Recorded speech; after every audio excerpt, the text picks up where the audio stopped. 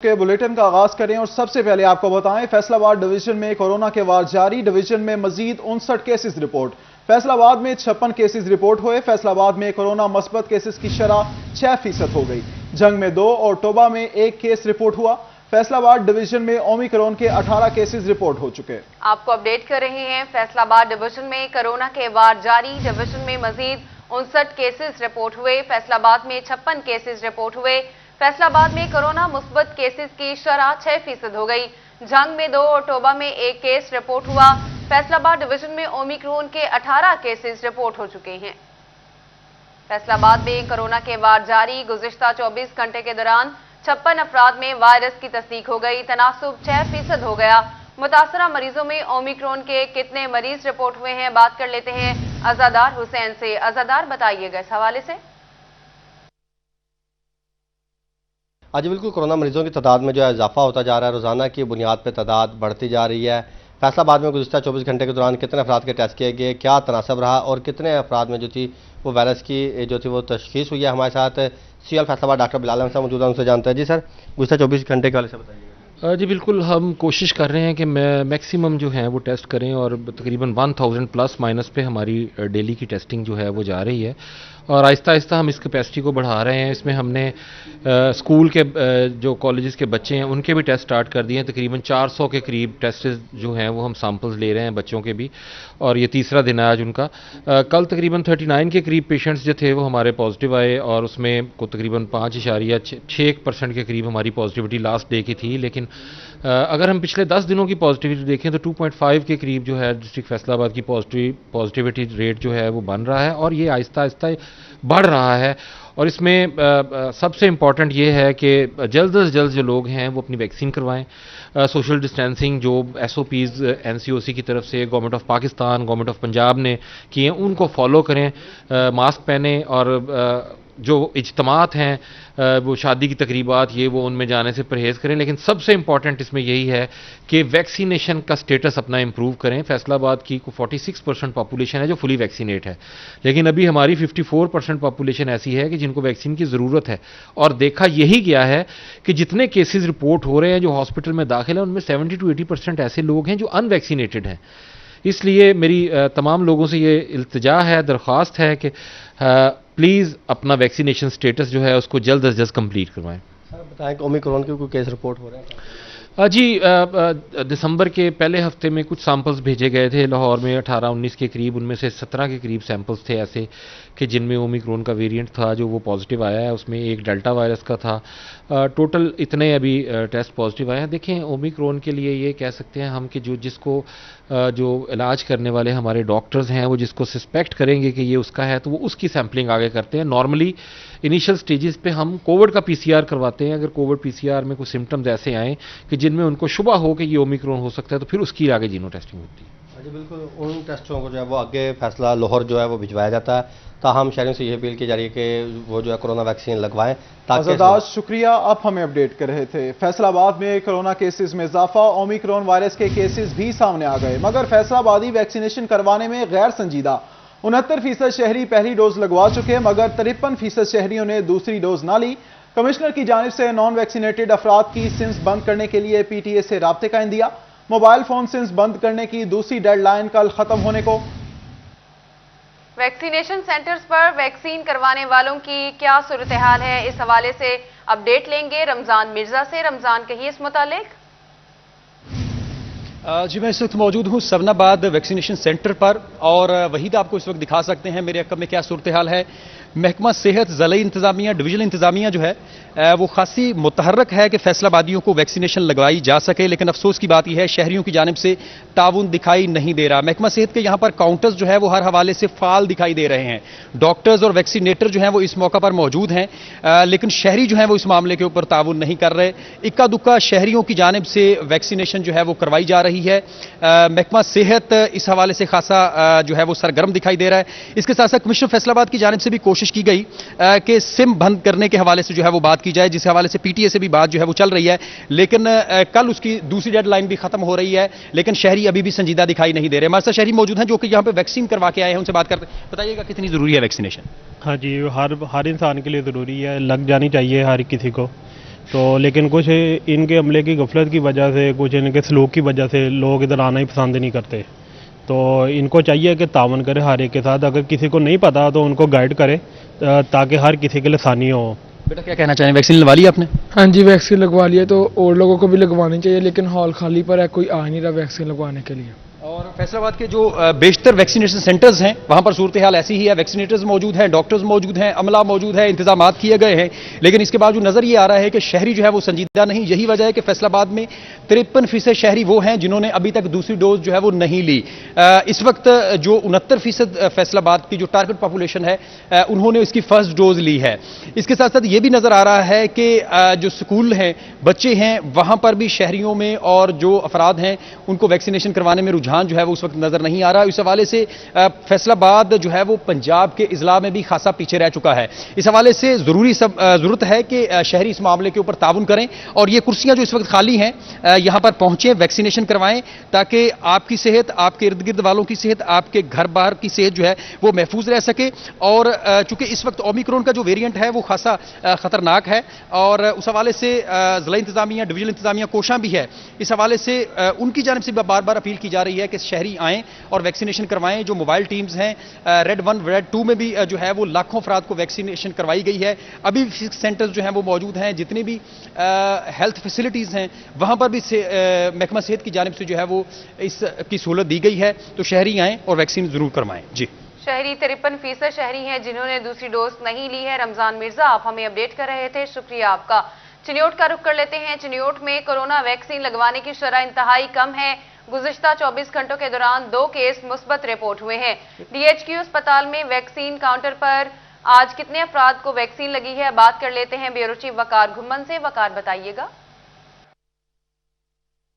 जी बिल्कुल, कोरोना की अगर 5वीं लहर की बात करें तो ज़िला चिन्योट में इस वक्त जो एक्टिव केसेस हैं वो 11 हैं और गुज़श्ता 24 घंटों के दौरान एक नया जो कोरोना का केस पॉजिटिव रिपोर्ट हुआ है। और कोरोना वैक्सीनेशन के हवाले से अगर हम बात करें तो इस वक्त हम DHQ के अंदर वैक्सीनेशन सेंटर है, यहाँ के आदाद-ओ-शुमार की आज के दिन के हवाले से अगर हम सिर्फ बात करें तो अब तक तकरीबन 3:15 बजे तक सिर्फ 25 अफराद ने यहाँ से कोरोना वैक्सीन की डोज लगवाई है और ये भी इन्होंने मजबूरी में लगवाई है।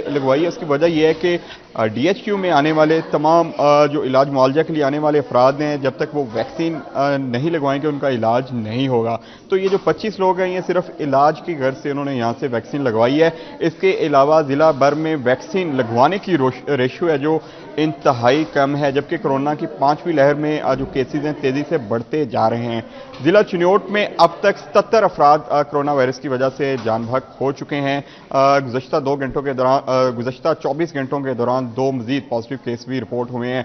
लेकिन कोरोना वैक्सीन की पाबंदी के हवाले से जो इक़दाम थे, जो SOPs थे, उनको बिल्कुल यकसर जो उस पर अमल नहीं किया जा रहा। लोगों की जो बड़ी तादाद है मास्क भी इस्तेमाल नहीं कर रही। बाज़ारों, मार्केटों में भी जो कोरोना SOPs थे उन पर भी अमल नहीं किया जा रहा, जिसकी वजह से ज़िला चिन्योट में भी एक बार दोबारा वकार गुमन, शुक्रिया, आप हमें अपडेट कर रहे थे।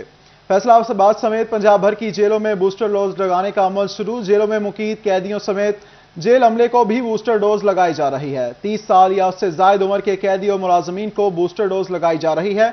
IG जेल खाना जात पंजाब मिर्जा शाहिद सलीम बेग ने हिदायत जारी कर दी।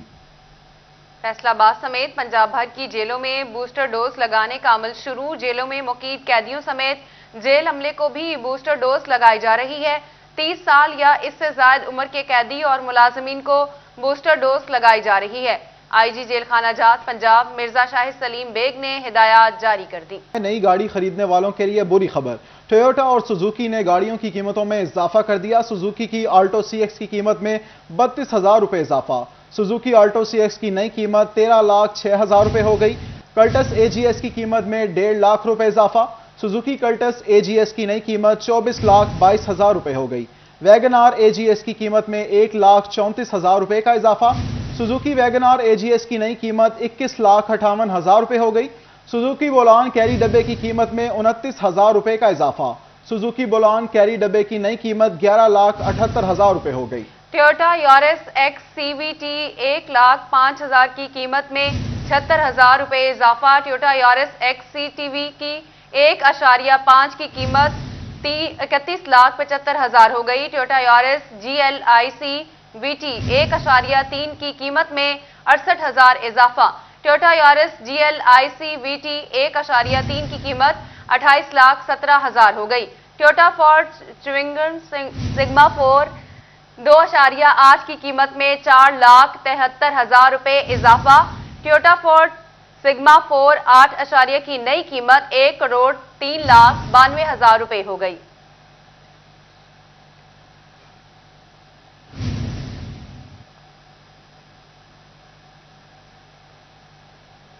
FBR ने मिनी बजट में लगाए जाने वाले टैक्सेस और सेल्स टैक्स छूट खत्म कर दी। दरामदी गाड़ियों पर 40%, जबकि मकामी सतह पर तैयार होने वाली गाड़ियों पर 10% तक फेडरल एक्साइज ड्यूटी आयद। ज़रूरी आलात पर छूट खत्म करके 17% सेल्स टैक्स। दरामदी गोश्त, दूध, अंडों पर भी 17% सेल्स टैक्स लागू। अद्वियात के दरामदी खाम माल पर भी सेल्स टैक्स लगेगा। डिजिटल अदायगियों पर गाहक के लिए शनाख्ती कार्ड की शर्त लागू नहीं होगी। मजीद जान लेते हैं अपने नुमाइंदे उमैर अजमत से। जी उमैर, अपडेट कीजिएगा। जी, ज़िमनी बजट में होने वाली जो तरामीम है उनको फेडरल बोर्ड ऑफ रेवेन्यू ने लागू कर दिया है और इस हवाले से FBR की जानिब से सर्कुलर भी जारी कर दिया गया है, जिसके मुताबिक जो दरामदी गाड़ियां हैं उन पर 40% तक फेडरल एक्साइज ड्यूटी जो है वो लागू होगी, जो कि इससे कबल मुख्तलिफ कैपेसिटीज़ के हवाले से 30% तक थी। इसी तरह अगर हम डबल कैबन की बात करें तो उसकी दरामद पर जो टैक्स है वो 25 से बढ़ाकर 30% कर दिया गया है। मुकामी सतह पर जो तैयार होने वाली डबल कैबन गाड़ी है उस पर 10% फेडरल एक्साइज ड्यूटी लागू होगी। 3000 सीसी से जो बड़ी गाड़ियां हैं उन पर 40% के हिसाब से फेडरल एक्साइज ड्यूटी लागू होगी।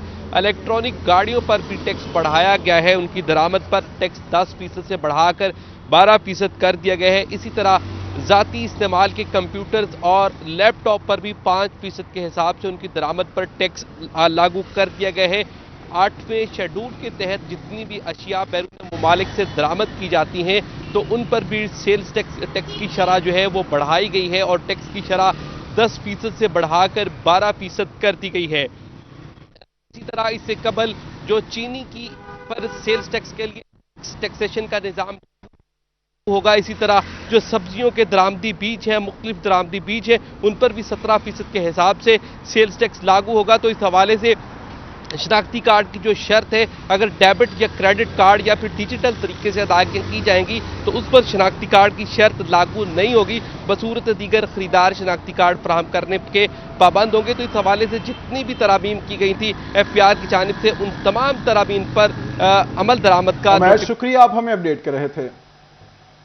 बिजली सार्फिन के लिए बुरी खबर, बिजली 3 रुपए 12 पैसे फी यूनिट महंगी होने का इम्कान। सेंट्रल पावर परचेजिंग कमेटी ने नेपरा में दरख्वास्त दायर कर दी। इजाफा दिसंबर की माहाना फ्यूल एडजस्टमेंट की मद में मांगा गया। नेपरा 1 फरवरी को दरख्वास्त पर समाअत करेगा। दिसंबर में महंगे फर्नेस ऑयल से 4%, डीजल से 2.84% बिजली पैदा की। बिजली सार्फिन के लिए बुरी खबर, बिजली 3 रुपए 12 पैसे फी यूनिट महंगी होने का इम्कान। सेंट्रल पावर परचेजिंग कंपनी ने नेपरा में दरख्वास्त दायर कर दी। इजाफा दिसंबर की माहाना फ्यूल एडजस्टमेंट की मद में मांगा गया। नेपरा 1 फरवरी को दरख्वास्त पर समाअत करेगा। दिसंबर में महंगे फर्नेस ऑयल से 4%, डीजल से 2.84% बिजली पैदा की जाएगी। उधर जंग के यूटिलिटी स्टोर्स पर आटा नायाब हो गया। शहरियों को शदीद परेशानी का सामना करना पड़ रहा है। इसी हवाले से मजीद जान लेते हैं अपने नुमाइंदे वसीम अहमद से। जी वसीम, बताइएगा। जी, जंग के यूटिलिटी स्टोर्स पर अगर आवाम को घी और चीनी दस्तयाब है तो अब आटा जो है वो दस्तयाब नहीं है। तकरीबन 2 हफ्ते गुजर गए हैं, लेकिन जंग के यूटिलिटी स्टोर्स पर घरों की सबसे बुनियादी ज़रूरत आटा जो है वो नहीं दिया जा रहा। इस हवाले से यूटिलिटी स्टोर इंतजामिया का कहना है कि मुतअद्दिद मरतबा शिकायत कर चुके हैं। आवाम की शिकायत को भी वफाकी हुकूमत तक पहुँचाया गया है, यूटिलिटी स्टोर्स की इंतजामिया तक पहुँचाया गया है, लेकिन इस हवाले से किसी किस्म की कोई तवज्जो नहीं दे रही। उनका कहना है कि जब तक नई गंदुम नहीं आती तब तक जंग के किसी भी स्टोर पर जो आटा है वो यहाँ पर फराहम करना मुश्किल होगा। इस हवाले से हमारे साथ शहरी मौजूद हैं, उनका इस हवाले से क्या कहना है, वो इस पर क्या कहते हैं। भाई बताइएगा, आटा नहीं है, क्या कहेंगे इस पे? कब से आप पता कर रहे हैं यहाँ पे? 1 माह हो गया आटा नहीं आ रहा, कह रहे हैं अभी आने का कोई इम्कान नहीं है। तो काइंडली रिक्वेस्ट है कर दें, आटे का बहुत शिद्दत है, जी बिल्कुल, शहरी का यही कहना है कि बहुत ज़्यादा यहाँ पर आटे की किल्लत है और इस हवाले से तवज्जो भी नहीं दी जा रही। हमारे साथ और भी शहरी मौजूद हैं, उनसे बात करते हैं। भाई आप बताइएगा, क्या कहेंगे, आटा नहीं है और आम मार्केट से और यूटिलिटी स्टोर से क्या कीमतों का डिफरेंस है? सारा हम इधर स्टोर पे आए हैं, घी भी मिल रहा है, चीनी भी मिल रही है, लेकिन आटे को तकरीबन 1 माह हो गया आटा यहाँ पे नहीं है। बाजार लेने जाओ तो 1150 रुपये का 20 किलो देते हैं, इधर 950 का है। हमारी अपील है हुकूमत से कि मेहरबानी की जाए, आटा दीजिए, गरीब आवाम को सहूलत दी जाए। बिल्कुल आटा दिया जाए। यहाँ पर शहरियों का कहना है कि आम मार्केट में आटे की कीमत जो है वो कुव्वत खरीद से बाहर है। यूटिलिटी स्टोर्स पर कंट्रोल रेट पर फराहम की जाती है, हुकूमत की जानिब से सब्सिडी भी दी जाती है, लेकिन यहाँ पर आटा ताहाल फराहम नहीं किया जा रहा है, जिसकी वजह से उन्हें मुश्किलात का सामना है और आम मार्केट से महंगे दामों जो है वो आटा खरीदना पड़ रहा है। फैसलाबाद में तजावुजात के खिलाफ ऑपरेशन का अदालती हुक्म, डिप्टी कमिश्नर अली शहजाद ने नई सर्वे रिपोर्ट तलब कर ली। मेट्रोपॉलिटन कॉरपोरेशन, PHA, हाउसिंग और रेवेन्यू डिपार्टमेंट रिपोर्ट जमा करवाएंगे। डिप्टी कमिश्नर अली शहजाद की सदारत में मुनक्कदा इजलास में अफसरान की सरजनिश भी की गई। आपको अपडेट कर रहे हैं, फैसलाबाद में तजावुजात के खिलाफ ऑपरेशन का अदालती हुक्म, डिप्टी कमिश्नर अली शहजाद ने नई सर्वे रिपोर्ट्स तलब कर ली। मेट्रोपॉलिटन कॉरपोरेशन, PHA, हाउसिंग और रेवेन्यू डिपार्टमेंट रिपोर्ट्स जमा करवाएंगे। डिप्टी कमिश्नर अली शहजाद की सदारत में मुनक्किदा इजलास में अफसरान की सरजनिश भी की गई।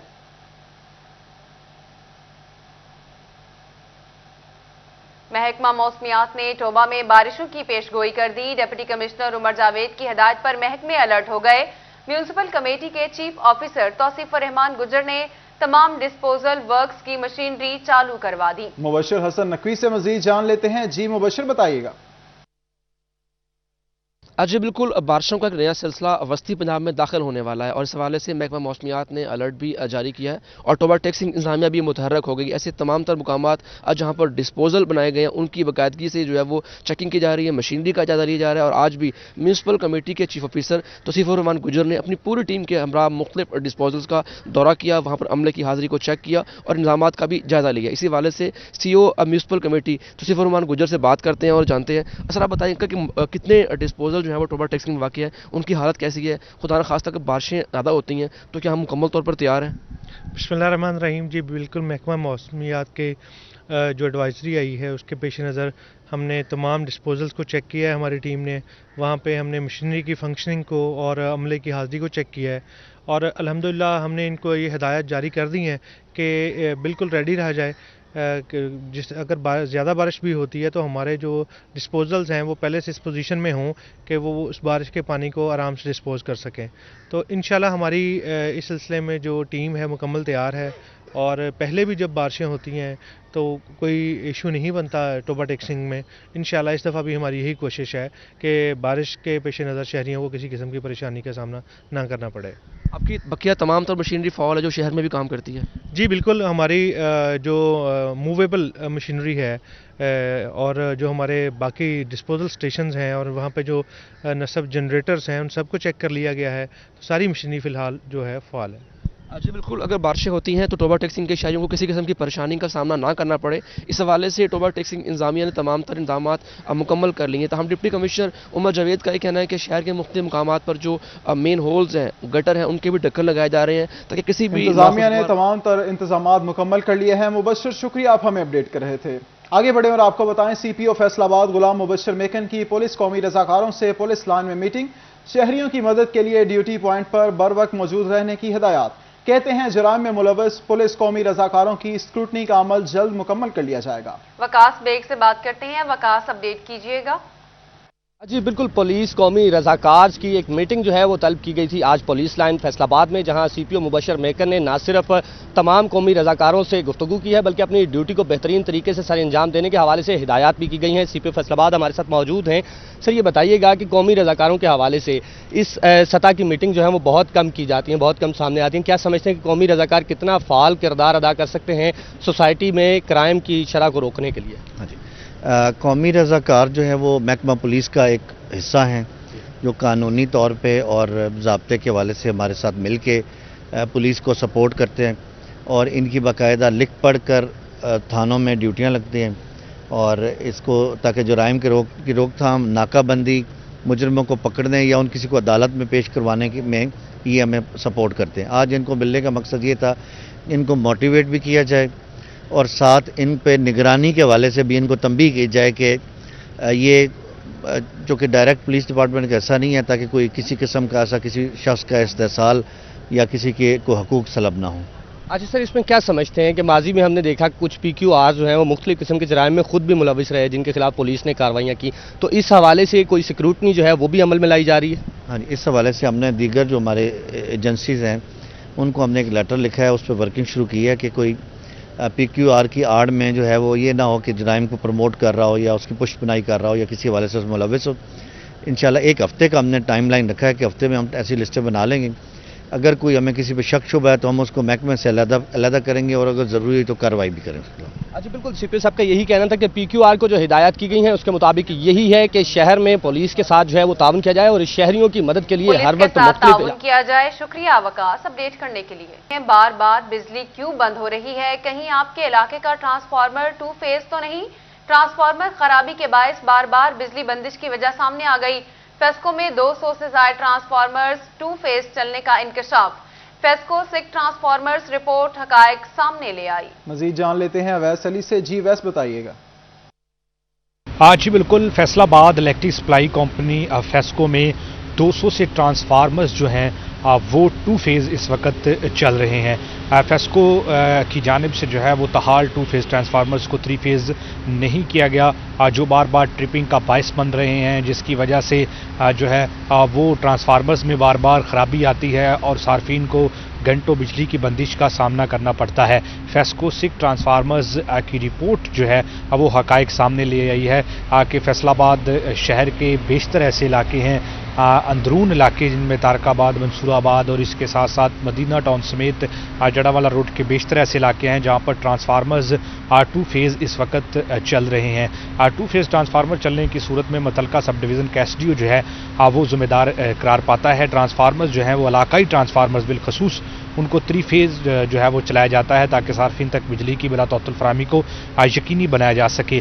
मगर फेस्को की सुस्ती के बायस बेशतर ट्रांसफार्मर्स जो हैं वो 2 फेज़ चल रहे हैं। एक मौसमियाती तब्दीली की वजह से सार्फिन को घंटों बिजली की बंदिश का सामना करना पड़ता है। दूसरा, फेस्को के तरसीली निज़ाम में खराबियाँ जो हैं वो सार्फिन के लिए दर्द सर बनी हुई हैं।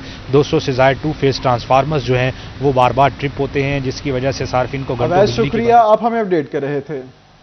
फैसलाबाद से आपको बताते हैं पोलियो के खात्मे के लिए पोलियो से हिफाजती कतरे पिलाने की मुहिम 24 जनवरी से शुरू करने का फैसला। 11 लाख से ज्यादा बच्चों को इंसदादे पोलियो के कतरे पिलाने के लिए मुहिम 28 जनवरी तक जारी रहेगी। आपको बता रहे हैं इस हवाले से फैसलाबाद में पोलियो के खात्मे के लिए पोलियो से हिफाजती कतरे पिलाने की मुहिम 24 जनवरी से शुरू करने का फैसला। 11 लाख से ज्यादा बच्चों को इंसदादे पोलियो के कतरे पिलाने के लिए मुहिम 28 जनवरी तक जारी रहेगी। फैसलाबाद समेत पंजाब भर में इंसाफ आफ्टरनून स्कूल प्रोग्राम में बच्चों के दाखिलों का टारगेट हासिल न हो सका। पंजाब भर के अपग्रेड किए गए 7000 स्कूलों में 5 लाख मजीद बच्चे दाखिल करने का टारगेट दिया गया था। इसी बारे में बात कर लेते हैं जहांगीर अशरफ से। जहांगीर बताइए। जी, पाकिस्तान तहरीक इंसाफ की हुकूमत की तरफ से इंसाफ आफ्टरनून स्कूल प्रोग्राम के तहत सेकंड शिफ्ट क्लासेस का आगाज़ किया गया था और टारगेट दिया गया था कि पंजाब भर के 7000 जो स्कूल जिनको अपग्रेड किया गया है, प्राइमरी स्कूल्स में 8वीं तक क्लासेस लगाई गई थी और जो एलिमेंट्री स्कूल थे वहाँ पर हाई क्लासेस जो हैं उनका आगाज़ किया गया था। टारगेट ये था कि तमाम स्कूल जो हैं मजमूई तौर पर 5 लाख मजीद तलबा को स्कूल्स में लेकर आएंगे और सेकंड शिफ्ट की क्लासेस में उनको दाखिल करेंगे। लेकिन इस हवाले से फैसलाबाद समेत पंजाब भर के जो स्कूल्स हैं वो सेकंड टाइम दाखिले करने में नाकाम रहे हैं और अभी तक पंजाब भर में सिर्फ 1,72,000 तलबा जो हैं वो दाखिल हो सके हैं और 3 लाख से ज़ायद दाखिला टारगेट जो है वो अभी भी पेंडिंग है। इस हवाले से मायूसी का इजहार किया गया है महकमा तालीम पंजाब की तरफ से और स्कूल सरबराहान को एक मुरासला जारी किया गया है जिसमें कहा गया है कि वो जल्द अज जल्द अपने दाखिले को बढ़ाएं और कम से कम 1 माह तक इसको 2 गुना करने का टास्क दिया गया है। अगर 2 गुना दाखिले जो हैं वो ना बढ़ाए गए तो सरबराहान इदारा के खिलाफ महकमाना कार्रवाई की जाएगी क्योंकि मजमूई तौर पर 5 लाख बच्चे दाखिल करने का टारगेट था। लेकिन अभी तक स्कूल जो हैं वो 1,72,000 तलबा जो हैं उनको दाखिल कर सके हैं। इस तरह 3 लाख से ज़ायद जो दाखिला टारगेट है अभी बाकी है। तो तमाम सरबराहान इदारों को कहा गया है कि दाखिला मुहिम जो है सेकंड शिफ्ट की उसको बढ़ाया जाए और बच्चों को उनके घरों के करीब तरीन तालीम फराहम करने का जो इंसाफ आफ्टरनून स्कूल प्रोग्राम शुरू किया गया था उसको कामयाब बनाया जाए। शुक्रिया। फैसलाबाद क्रिकेट के शायकीन के लिए बड़ी खबर, कौमी टीम के स्टार्स इकबाल स्टेडियम में जलवागर होने के लिए तैयार हैं। मजीद जान लेते हैं अपने नुमाइंदे अली रजा से। जी अली, अपडेट कीजिएगा। शायकीन क्रिकेट के लिए बड़ी खबर, फैसलाबाद में अब कौमी स्टार जो है वो जलवागर होंगे। पाकिस्तान कप के लिए बाकायदा तौर पर ऐलान कर दिया गया है इकबाल स्टेडियम में। उसी तरीके से शायकीन क्रिकेट जो है वो आएंगे और जो कौमी स्टार जो हमारे प्लेयर जो जिनको आप टीवी पर देखते हैं, अब वो इकबाल स्टेडियम के ग्राउंड के अंदर मौजूद होंगे और अपने जो है वो जलवे दिखाएंगे। नवीन जी साहब मेरे साथ मौजूद, उनसे बात करते हैं, उनसे शेड्यूल जानते हैं। सर बताइएगा, पाकिस्तान कप के लिए जो ऐलान कर दिया गया है पीसीबी की जानिब से, कौन कौन सी डेट को और कब जो है यहाँ पे इकबाल स्टेडियम में जो प्लेयर आएंगे? बिस्मिल्लाहिर्रहमानिर्रहीम। जैसे कि अली अपना 25 फरवरी से ये पाकिस्तान कप शुरू हो रहा है और 24 मार्च तक यहाँ पे 10 मैच होंगे, एक दिन छोड़ के एक दिन, ऐसे ना उन्होंने रखा हुआ शेड्यूल जो है 25 फरवरी से लेके 24 मार्च तक। जो उसके सेमीफाइनल और फाइनल वो लाहौर में है, बाकी मैचेस इधर है सारे अपना पिंडी में है और इधर फैसलाबाद में है। तो इंशाल्लाह ताला हम ग्राउंड और पिचें बहुत अच्छी तैयार कर रहे हैं। तो बड़ा अच्छा आवाम को, फैसलाबाद की आवाम को ये बड़ा एक अपॉर्चुनिटी है कि बड़ा अच्छा टूर्नामेंट देखने को मिलेगा। जो भी हमारे इंटरनेशनल नेशनल है वो सारे यहाँ पे आएंगे वो पाकिस्तान मैच में, तो अवाम उनको एंजॉय करेगी इंशाल्लाह। अच्छा, अक्सर देखा है जब भी हम यहाँ पे कोई इवेंट होता है, ऐसे स्टार आते हैं, तो शायकीन क्रिकेट जो है वो काफ़ी तादाद में फैसलाबाद के लोग आते हैं और यही वजह है कि लोग पसंद करते हैं क्रिकेट को। क्या इसी के साथ साथ पीएसएल के भी मैचेस यहाँ पे होने चाहिए थे? डेफिनेटली अपना पीसीबी वालों ने तो इस दफ़ा वादा किया था कि पीएसएल के मैचेस होंगे, कुछ प्रॉब्लम है उनकी भी हमारी भी, जिसकी वजह से वो यहाँ मैचेस नहीं हो रहे। तो फैसलाबाद की आवाम इतना शुक्रिया, आप हमें अपडेट कर रहे थे। न्यूज़ स्टूडियो से अब तक के लिए इतना ही।